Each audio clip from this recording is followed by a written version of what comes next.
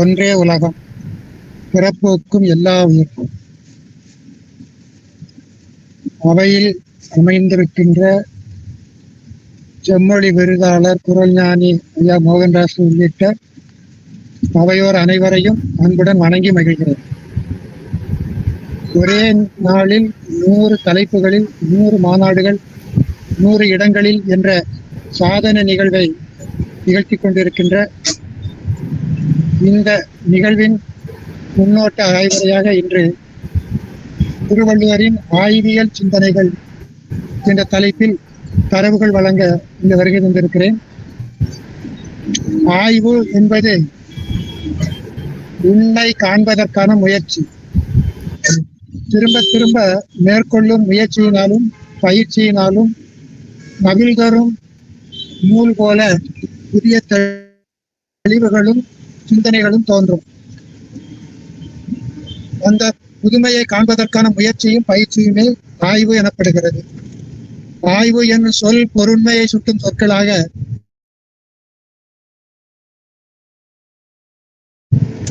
ஆய்வு, ஆயும், ஆராய்தல், ஆராய்ந்து, ஆராய்வான், ஆய், தெரிதல், தெரிந்து வினையாடல், தெரிந்து செயல்வகை, ஆய்ந்து, ஆராய்ந்த, ஆராய்வது, ஆய்ந்தவர், தெரிந்த, தெரியா, தெரியான், தெரியுங்கால், தெரிவான் உள்ளிட்டு 47 குறட்பாக்கள் இந்த பகுதியிலே அடங்கி இருக்கிறது.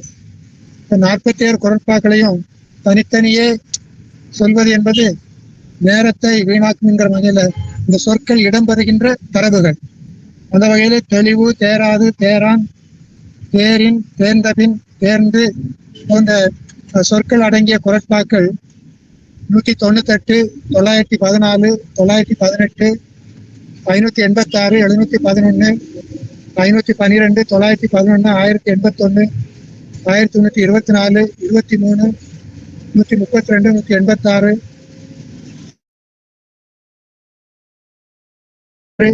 தெரிந்து தெளிதல், அதிகாரம் 52 தெரிந்து வினையாடல், அதிகாரம் 47 தெரிந்து செயல்வகை போன்ற அதிகாரங்களை கருத்தில் கொண்டு பார்க்கிற பொழுது 47 குறட்பாக்கள் இந்த பகுதியிலே இடம்பெற்று இருக்கின்றன. அவற்றை நாம் தெரிந்து கொள்ள வேண்டும் என்று சொல்லி ஆய்வின் வகைகள் என்கிற வகையிலே ஆய்வின் வகைகள் பல வகையில அவரவர்களுடைய மனநிலைக்கு ஏற்ப அவரவர்களுடைய அறிவு திறத்திற்கு ஏற்ப ஆய்வு வகைகள் மாறுபடலாம், மாறுபட்டு கொண்டே இருக்கும்.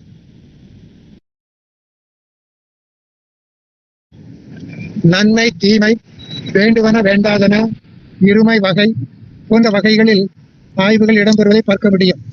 அந்த வகையில குறட்பா 23, 374, 1091, 1102 ஆகிய குறட்பாக்கள் அமைகின்றன. சான்றுகள் காட்டுதல். ஆய்வு என்று சொன்னால் அதுக்கு சான்றுகள் காட்ட வேண்டும்.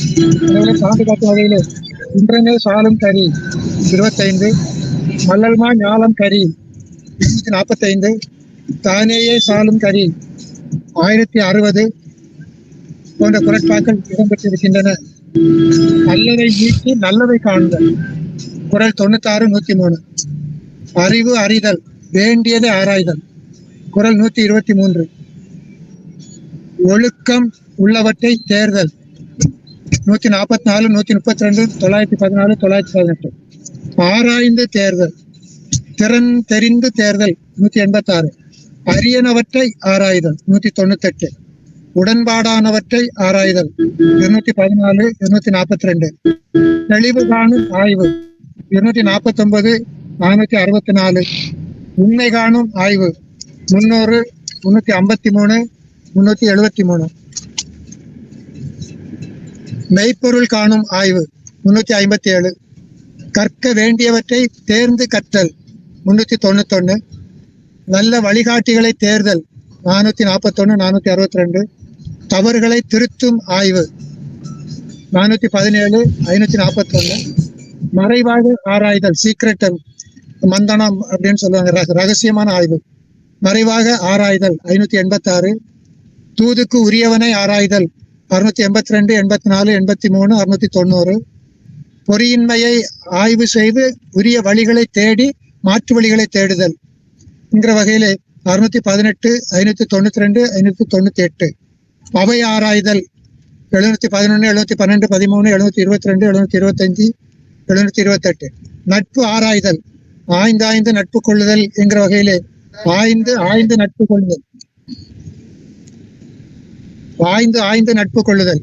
அதாவது ஒரு முறை ஆராய்ந்தால் மட்டும் போதாது, தெளிவுக்காக அதை உறுதிப்படுத்துகின்ற வகையிலே மீண்டும் மீண்டும் ஆய்வுகளை தொடர்ந்து மேற்கொள்ள வேண்டி வரும்.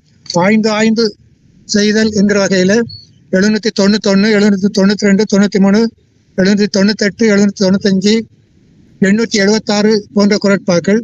இது மாதிரி காதலை தேர்தல், அதாவது காதலை கண்டவுடன் காதல், கொண்டவுடன் காதல் என்றெல்லாம் இல்லாமல் காதலை ஆய்ந்து தேர்ந்தெடுத்தல். அது ஆணாக இருந்தாலும் சரி, பெண்ணாக இருந்தாலும் சரி, நல்லவரை, நல்ல ஒழுக்கம் உள்ளவரை, நாணயமானவரை தேர்வு செய்ய வேண்டும் என்கிற வகையிலே காதலை தேர்தல். 1081, 1172, 1102, 1091 ஆகிய குறட்பாக்கள் அமைகின்றன. இந்த வகையில ஒரு 50 குறட்பாக்கள் இடம்பெறுகின்றன. அடுத்து ஆய்வின் முறைகள், ஆய்வின் வகைகள். அடுத்து ஆய்வின் முறைகள்: விளக்கமுறை ஆய்வு, வாழ்வியல் ஆய்வு முறை, ஆழ்பொருள் ஆய்வு முறை என்று இப்படி பல ஆய்வு முறைகள் இருக்கின்றன. விளக்கமுறை ஆய்வு 27, 43, 501, 513, 634, 635, 675, 687. வாழ்வியல் ஆய்வு முறை 140, 214, 315, 316, 391. ஆழ்பொருள் ஆய்வு முறை 186. தேர்தல் முறை ஆய்வு 242. மெய்ப்பொருள் ஆய்வு 249. உறுதி பொருள் காணல் 300, 355, 423, 353, 356. நல்ல நட்பினை ஆராய்தல் 441, 444. தெளிவு காணும் ஆய்வு 464, 461, 462, 702. பணியாளர் தேர்வு முறை ஆய்வு 502, 504, 508, 509, 510, 517, 583, 584. நடுநிலை ஆய்வு முறை 541, 111, 118, 528, 548, 554, 582. மறைவாக ஆராய்தல், எல்லாவற்றையும் வெளிப்படையாக ஆய்வு செய்ய முடியாது, சிலவற்றை மறைவாக ஆய்வு செய்ய வேண்டிய நிலை. அது ஒற்றாடல், தூது போன்ற இடங்களில் நடைபெறுவதை பார்க்கிறோம். 585, 586, 587. மாற்று வழி தேடும் ஆய்வு. ஒரு வழியிலே ஆய்வை மேற்கொள்கிறோம், அதில் முடியாவிட்டால் அல்லது இயலாவிட்டால், அது முட்டுக்கட்டை வருமானால் அதற்கு மாற்று வழியை தேடி நாம் ஆய்வுகளை மேற்கொள்ள வேண்டும். 672, 673. மேலும் மேலும் தொடரும் ஆய்வு, ஆய்ந்து தொடரும் ஆய்வு 683, 684, 722, 682. வளர்ச்சி முறை ஆய்வு. ஒரு ஆய்வை தொடர்ந்தால் அது மேலும் மேலும் வளர்ந்து கொண்டே பல வேறு வேறு ஆய்வுகளுக்கு வழிகாட்டக்கூடிய வகையில் அமைகிறது. 711, 712, 717, 713, 718. ஆய்வின் நோக்கங்கள். ஒரு ஆய்வு என்று சொன்னால் அதுக்கு ஒரு நோக்கம் இருக்கும். அந்த நோக்கம் என்ன என்பதை தெளிவாக புரிந்து கொண்டு அந்த நோக்கத்தை, அந்த மைய கருத்தை எட்டுகின்ற வகையில் ஆய்வுகளை மேற்கொள்ள வேண்டும். ஆய்வு என்பது நவில்தோறும் நூல்நயம் போன்றது. புதிய ஆக்கங்களுக்கும் தெளிவுகளுக்கும் வளர்ச்சிக்கும் வழிகாட்டுவது. நோக்கம் என்பது பார்வை, கூர்ந்த பார்வை, ஆழ்ந்த பார்வை, திரும்ப திரும்ப பார்த்தல் என்ற வகையில் அமைவது. கூற்றமோ, கண்ணோ, பிணையோ, மடவரால் நோக்கம் இவை மூன்றும் உடைத்து என்கிற பொழுது அங்க கூர்ந்த பார்வை, அதாவது தோற்றத்தில் கண்ணோட்டம் என்கிற வகையில் அமைகின்ற பார்வை, தொடர்ந்து ஆழ்ந்த பார்வை, கூர்ந்த பார்வை என்ற வகையெல்லாம் அமைவதை பார்க்கிறோம். அதே மாதிரி இவற்றிலிருந்து நோக்கம் ஐயம் அகற்றி தெளிவை தருவது என அறிகிறோம். மேலும் நோக்கம் என்பது சிறு நோக்கம் என்று இல்லாமல் நிறை நோக்கமாக, நேர் நோக்கமாக இருக்க வேண்டும் என்கிறது. நன்மை தீமைகளை ஆராய்ந்து தொடர்ந்து வரும் பயனை நோக்கமாக கொண்டது குறள் 461. புதிய ஆக்கங்களை நோக்கமாக கொண்டது 463. தெளிவில்லாதவற்றை தெளிவுபடுத்துவது 464. ஆராய்ச்சியின் முடிந்த பயன் ஒன்றில் தெளிவு பெறுவது என்பதை குறள் 671. முடியாத போது மாற்று வழிகளை சிந்திக்க செய்வது 673. முடிக்கும் வழி, இடையூறு, கிடைக்கும் பயன் முறைப்படி அடைய செய்வது இவற்றை 676. அறிதொறும் அறியாமை காண செய்வது 1110. ஆய்வு நுட்பமானது நுட்பது சிலரை அறிவது 1289. புதிய உவகையை தோற்றுவிப்பது 1057. இன தூய்மையால் மன தூய்மை பெறச் செய்வது 455. 81, 1112, 1204. ஆய்வின் படிநிலைகள். ஆய்வு என்று எடுத்துக்கொண்டால் அதற்கு முதலில் தலைப்பை தேர்தல், அதற்கு தரவுகளை தேர்தல், அதுக்கு பிறகு அவை தலைப்பிட்டு வகைப்படுத்துதல் என்று இப்படி பல படிநிலைகள் இருக்கின்றன. அகச்சான்று, புறச்சான்று போன்றெல்லாம் அவற்றிற்கு படிநிலைகளை அமைத்துக் கொள்ள முடியும். அந்த வகையிலே கண்டு கேட்டு உண்டு உயிர்த்து உத்தரியும் ஐம்பலன் ஒன்றொடிகனே உள என்ற 1101வது குறளை எடுத்துக்கொண்டோம் என்று சொன்னால், முதலில் காணுதல் அப்படின்னு சொன்னா நம் ஆய்வுக்கு உரிய வாய்ப்புகளை தேடி கண்டெடுத்தல் காணுதல். கேட்டல், அதற்கான வாய்ப்புகளை எந்தெந்த இடங்களில் எப்படி எப்படிலாம் சேகரிக்க முடியும் என்று அவர்களை ஆவணங்கள் வழியாக, வாய்மொழி வழியாக, நாம் தேடல் வழியாக கண்டு கேட்டல். அவை காண்கிறோம், கேட்கிறோம், அவற்றை பதித்து மனத்தில் பதித்து கொண்டு மேற்கொண்டு என்ன செய்வது என்ற முறையில் ஆய்வு செய்கிறோம். பதித்துக் கொள்வது என்பது உண்ணுதல், உண்டு. உயிர்த்து என்பது அவற்றை பற்றி சிந்தித்தல். உற்றறிதல் என்று கொள்ளும்போது சிந்தித்தவற்றை சோதனைகள் மூலம் வெளிப்படுத்தி அதை சோதனைகள் மூலம் அறிந்து கொள்ள முயற்சி செய்வது. இப்படி காணுதல், கேட்டல், மனத்தில் பதித்தல், அவை சிந்தித்தல், அதை பற்றி ஆய்ந்து முடிவு காணுதல் என்கிற வகையில் இப்படி படிநிலைகள் அமைவதை இந்த குறள் வழி காண்கிறோம். இப்படி ஒவ்வொரு நிலையிலும் இந்த படிநிலைகளை நாம் எண்ணி பார்க்கலாம். சூழ்நிலையை கூர்ந்து நோக்குதல், அவற்றை தகவல்களை அறிந்தவரிடமிருந்து நோக்கி கேள்விகளால் அறிந்து கொள்வது, கேட்டவற்றை மனத்தில் பதிய வைத்தல், உண்ணுதல், அசைபோட்டு சிந்தனைக்கு உட்படுத்துவது, அவற்றை சோதனைக்கு உட்படுத்தி உறுதிப்படுத்துவது, இப்படி பல வகைகள் என்பதை பார்க்கிறோம். ஐம்புலன்கள் பற்றிய ஆய்வு குறள் 27. இருமை வகை தெரிதல் குறள் 23. இருவேறு உலகத்து இயற்கை 374. வினைவலி, தன்வலி, மாற்றான்வலி, துணைவலி, சீர்தூக்கல் 471. பொறியின்மை யாருக்கும் பழி என்று 618. பொருள், கருவி, காலம், இடனோடு 5 675. சூழ்ச்சி, முடிவு, துணிவு எய்தல் 671. முடிவும் இடையூறும் முத்தியாங்கெய்தும் படுபயனும் பார்த்தல் 676. செய்வினை, செய்வான், செயல்முறை, அவ்வினை உள்ளறிதல் 677. நோய் நாடி முதல் நாடி அது தணிக்கும் வாய் நாடி குறள் 948. படை, குடி, கூழ், அமைச்சு, நட்பு, அரண், ஆறுமுடையான், அரசருள் ஏறு 381. கொலையிற்கொடியார வேந்தொருத்தல் 550.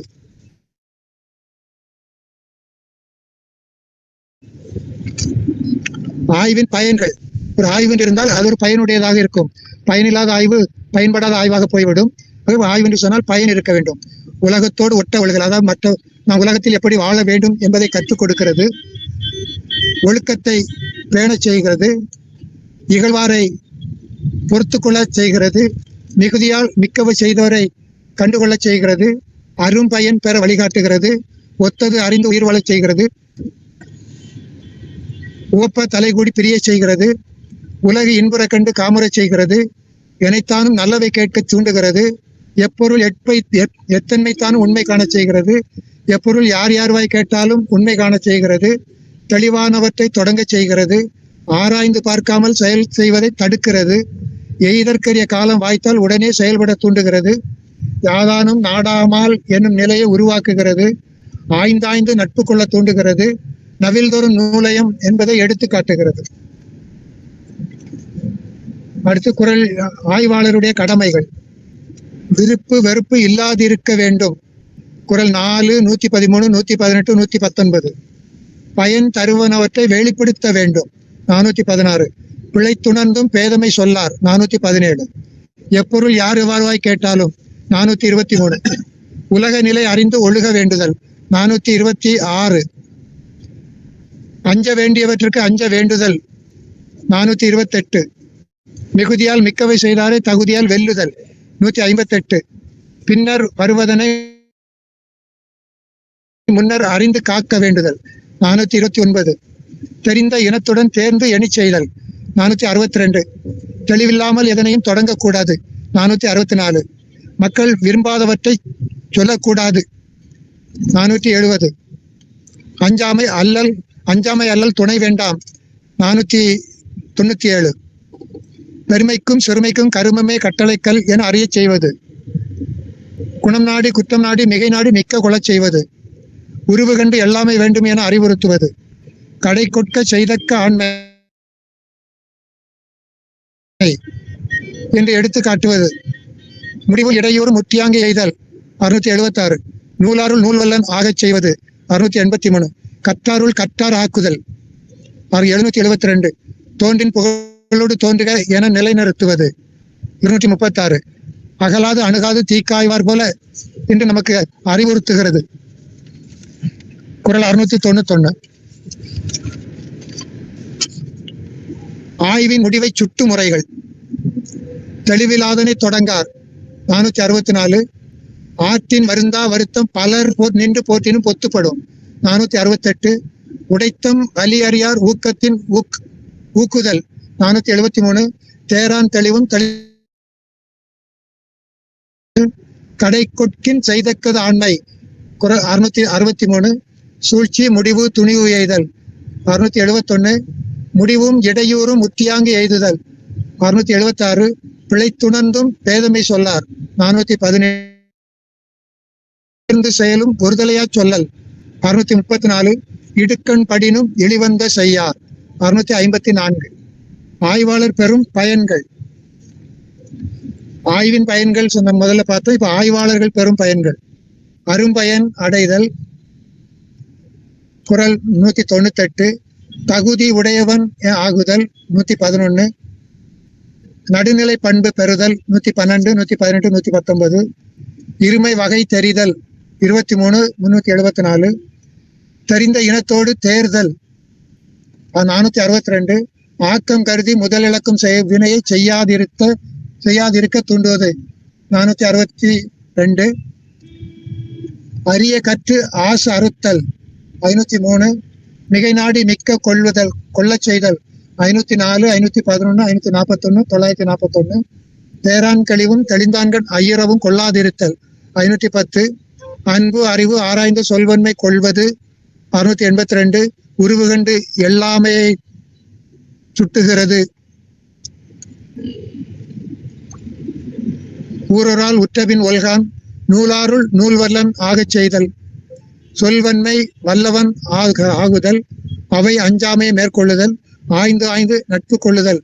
குறள் 792. உண்மை என்பது உண்மை, வாய்மை, மெய்மை என்ற சொற்களினுடைய ஆய்வு. உண்மை என்பது உள்ளதாம் தன்மை, கண்ணால் காண்பது, அது உள்ளத்தோடு தொடர்புடையது, அது எண்ணத்தின் அளவிலான வெளிப்பாடு. உள்மை உண்மை, உள்ள தன்மை உண்மை. ஒன்றினிடத்து அமைந்துள்ள இயல்பு, ஒரு பொருளினுடைய இயல்பு, அதனுடைய தன்மை என்பதை பார்க்க ஒன்றினுடைய அமைந்துள்ள இயல்பு, அதனை பிரித்தறிய முடியும், மெய்ப்பிக்க முடியும். உண்மை அறிவு. குறள் 373. உலகத்தார் உண்டு என்பது. குறள் 850. உண்மையான் உண்டு இவ்வுலகு. 571, 572. கரப்பிலார் வையகத்து உண்மையால். 1055. பிரிவு ஓரிடத்து உண்மையான். 1153. உண்மை சாற்றுவேன் மண். குறள் 1212. மெய்மை. மெய்ப்பொருள் என்பது மெய்மையாம் தன்மை என்பது பொருள். மெய் என்பது கருத்து பொருள், அது தத்துவம் என்ற நிலையில் வழங்கப்படுவது.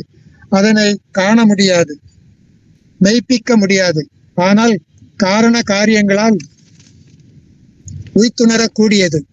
அவரவர் அறிவின் தன்மைக்கு ஏற்ப வேறுபடுவது, மாறுபடுவது. கடவுள், பிறப்பு, இறப்பு, விதி, மறுபிறப்பு என்பவை இந்நிலையின. மெய்ப்பொருள் 249, 355, 356, 423, 857. யாம் மெய்யா கண்டவை. குறள் 300. மெய் உணர்தல். 354. மெய் உணர்தல் என்கிற ஒரு அதிகாரம் தனியாக இடம்பெற்றிருக்கிறது. அதிகாரம் 36. வாய்மை. வாய்மை என்பது இதனை வாய்க்கும் தன்மை, தப்பாது வாய்த்தல் என்னும் பொருள். அது வாய்ப்பதாம் தன்மை. சொன்னது தப்பாது வாய்க்கும் தன்மையது. அது சொல்லாகவோ எழுத்தாகவோ இருக்கலாம். வாய்மை குறள்கள் 291, 92, 95, 98, 300. வாய்மை வழி உரைப்பான் 688. ஒழுக்கமும் வாய்மையும் 952, 953. வாய்மையொடு 983. ஆக உண்மை என்பது உறுதிப்படுத்தப்படுவது, மெய்மை என்பது காரண காரியங்கள் கொண்டு உணரப்படுவது, வாய்மை என்பது சொன்னது தப்பாது வாய்க்கும் தன்மையது. உணர்வும் அறிவும்.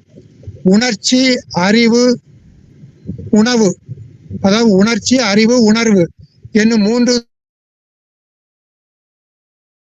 சொற்களும் ஒன்றுக்கொன்று வேறுபட்டவை என்றாலும் அடிப்படையில் தொடர்புடையவனாக இருப்பதை பார்க்கலாம். உணர்ச்சி என்பது உள்ளத்தில் எழும் கிளர்ச்சி. தொல்காப்பியர் அறிவு அடிப்படையில் உயிரை 6 வகையாக பகுத்து பார்க்கிறார். 1 அறிவதுவே உற்றறிவதுவே, 2 அறிவதுவே அதனோடு நாவே, 3 அறிவதுவே அவற்றோடு மூக்கே, 4 அறிவதுவே அவற்றோடு கண்ணே, 5 அறிவதுவே அவற்றோடு செவியே, 6 அறிவதுவே அவற்றோடு மனனே, நேரின் உணர்ந்தோ நெறிப்படுத்தினாரே என்று அறிவையும் புலன்களின் அடிப்படையில் அறிவை பகுத்து சொல்லக்கூடிய முறையை நாம் பார்க்கிறோம். அறிவும் உணர்வும், புலன் அடிப்படையில் தோன்றுகின்ற உணர்வும், அறிவும் உணர்வும் இணைந்திருப்பதை சுட்டி காட்டுகிறார் என்பதை நாங்கள் பார்க்கிறோம். தொடு உணர்வு என்பது உடல் முழுவதுமாக அமைவது. அறிவு என்பது தலையை இடமாக கொண்டு உடல் முழுவதையும் இயக்குவது. அறிவு மேலோங்கும் போது உணர்ச்சி தலை சாயும், உணர்ச்சி மேலோங்கும் போது அறிவு தலை சாயும். இரண்டும் கலந்து இருக்கும்போது உணர்வு தோன்றும். மாந்தர்க்கு உணர்ச்சி குறள் 453. உணர்ச்சிதான் நட்பாம் கிழமை தரும் 785. சிறியார் உணர்ச்சியுள் 976. இப்படி உள்ளிட்ட 37 இடங்களில் இந்த உணர்வு என்ற சொல் இடம்பெறுகிறது என்பதை நாம் பார்க்க முடியும். அறிவு என்பது 150க்கும் மேற்பட்ட குறட்பாக்களில் இடம்பெற்றிருக்கிறது. ஆக ஒவ்வொரு உயிரினத்திற்கும்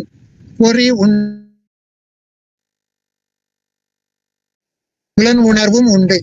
அந்த புலன் உணர்வின் அடிப்படையிலான அறிவு உண்டு.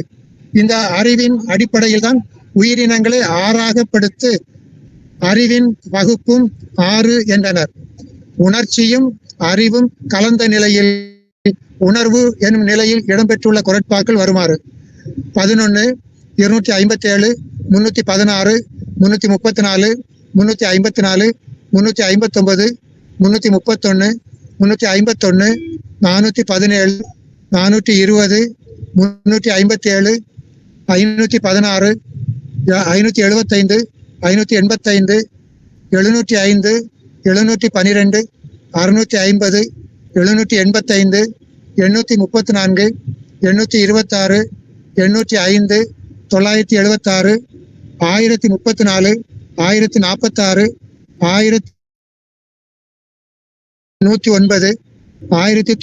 826, 805, 976, 1034, 1046, 1109, 1096, 1172, 1246, 1277, 1319, 718, 708, 709, 716, 703, 702 ஆக 36 குறட்பாக்கள் இந்த வகையிலே தரவுகளாக இடம்பெற்றிருக்கின்றன என்று பார்க்கிறோம். இந்த வகையில் ஆய்வியல் என்பது முதலிலே சொன்னதை போன்று அவரவர்களுடைய இயல்பை பொறுத்து, ஆற்றலை பொறுத்து, தெளிவை பொறுத்து, சிந்தனா சக்தியை பொறுத்து அமைவது. பொருளுக்கு ஏற்ப தலைப்புகளை, ஆய்வு முறைகளை அமைத்துக் கொள்வதும் உண்டு. ஆகவே அந்த வகையிலே பொதுவாக ஆய்வியல் என்று வருகிற பொழுது திருக்குறள் சொல்லக்கூடிய ஆய்வு என்பது இந்த ஆராய்ச்சியின் அடிப்படையில் அமைகின்ற நிலையை நாம் கோடிட்டு காட்டியிருக்கிறேன். கோடிட்டு தான் காட்ட முடிகிறதே தவிர முழுமையாக இதுதான் நிலை என்று சொல்லிவிட முடியாது. காரணம், அது வளரும் தன்மையுடையது. வளர்ச்சிக்கு ஏற்ப தலைப்புகள் மாறும், ஆய்வின் நிலைமை மாறும், ஆய்வினுடைய வளர்ச்சி நிலை தோன்றும். ஆகவே ஆய்வியல் என்பது என்றைக்கும் முடிவில்லாதது, தொடர்ந்து கொண்டே இருப்பது என்கிற நோக்கத்தில் ஆய்வை மேற்கொள்ள வேண்டும் என்பதுதான் அந்த ஆய்வியல் முறையாக அமைகிறது.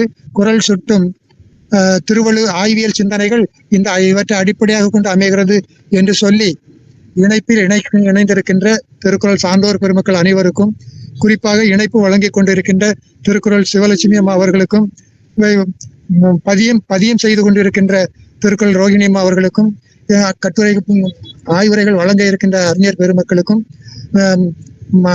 என்னை நெறிப்படுத்தி இயக்கிக் கொண்டிருக்கின்ற திருக்குறள் முனைவர் மோகன்தாஸ் ஐயா அவர்களுக்கும் மீண்டும் ஒரு முறை நன்றியையும் வணக்கத்தையும் தெரிவித்து நிறைவு செய்கிறேன். நன்றி, வணக்கம்.